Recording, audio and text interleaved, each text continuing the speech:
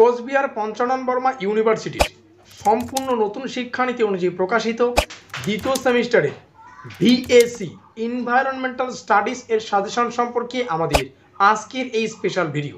তো যাই হোক, শুরু করছি আমাদের আজকের এই স্পেশাল ভিডিওটি। ঠিক যেমনটা আমরা আলোচনা করলাম, কোচবিহার পঞ্চানন বর্মা ইউনিভার্সিটির এনইপি ইউজি দ্বিতীয় সেমিস্টারের ভিএসি কোর্সের এনভায়রনমেন্টাল স্টাডিজ সাজেশন সম্পর্কে আমাদের আজকের এই স্পেশাল ভিডিও। সো ভিডিওটি শুরুতেই মূল যে বিষয়টি ভালো করে বুঝতে হবে। দেখো, আমরা সিরিজ একটা স্টার্ট করেছি, যা এখনও কন্টিনিউ চলছে, যেই সিরিজের নাম রাখা হয়েছে বন সম্পদ।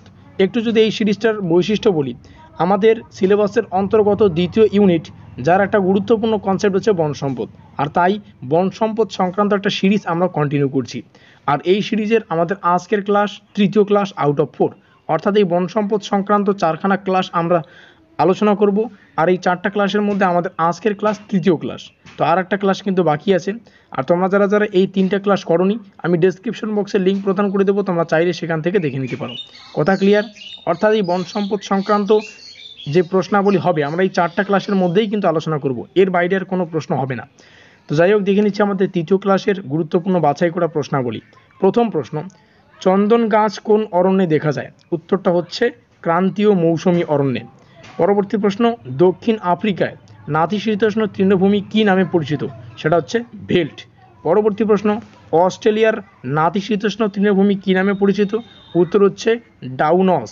নেক্সট প্রশ্ন, উত্তর আমেরিকার নাতিশীতোষ্ণ তৃণভূমি কী নামে পরিচিত? উত্তর হচ্ছে প্রেইরি। অনেক প্রশ্নে আমরা জানি, কারণ এর আগেও পড়েছি প্রশ্নাবলী। সরলবর্গীয় অরণ্যের অক্ষাংশগত বিস্তার লেখো। সেক্ষেত্রে উত্তরটা হবে আমাদের উত্তর গোলার্ধের 50 ডিগ্রি থেকে 70 ডিগ্রি উত্তর অক্ষরেখার মধ্যে। এটা হচ্ছে আমাদের উত্তর। পরবর্তী প্রশ্ন, আয়রনউড গাছ কোন অরণ্যে পাওয়া যায়? সেটা হচ্ছে নিরক্ষীয় চিরহরিত অরণ্যে। এবার বাকি প্রশ্নগুলি তোমাদের সামনে উপস্থাপন করছি, তোমরা প্রত্যেকটা প্রশ্ন দেখে নাও, চাইলে এগুলো খাতায় লিখে নিতে পারো, বারংবার প্র্যাকটিস করবে এগুলিকে। আর প্র্যাকটিসের মাধ্যমেই কিন্তু এগুলিকে তোমাদের আয়ত্তে আনতে হবে। এই হচ্ছে আমাদের তৃতীয় ক্লাসের গুরুত্বপূর্ণ বাছাই করা 15খানা প্রশ্ন। লাস্ট প্রশ্নটা হচ্ছে, মোচা বা শঙ্কু আকৃতির বৃক্ষ কোন অরণ্যে দেখা যায়? সেটা হচ্ছে সরলবর্গীয় অরণ্যে। এই হচ্ছে গুরুত্বপূর্ণ 3খানা ক্লাসের বাছাই করা প্রশ্ন।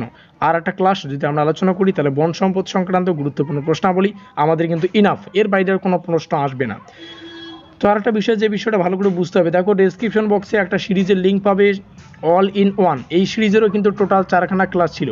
অল ইন ওয়ান সিরিজের যদি বৈশিষ্ট্য বলি, আমরা আমাদের সিলেবাসের অন্তর্গত মানে সম্পূর্ণ সিলেবাস থেকে বাছাই করা কিছু অতি গুরুত্বপূর্ণ প্রশ্ন, কনসেপচুয়াল প্রশ্নকে এই অল ইন ওয়ান সিরিজটাতে আলোচনা করেছি।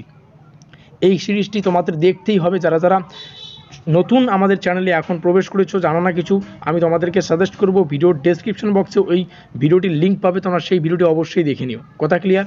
তো চাইলে তোমরা কমেন্ট করতে পারো আজকের এই ভিডিওটি কোন কোন কলেজ থেকে ওয়াচ করছো। ভিডিওটি ভালো লাগলে লাইক করে দিয়ে বন্ধুদের কাছে শেয়ার করে দিতে পারো।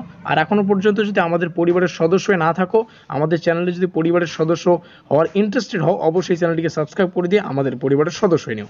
আমাদের আজকের এই স্পেশাল ভিডিওটি এই পর্যন্তই।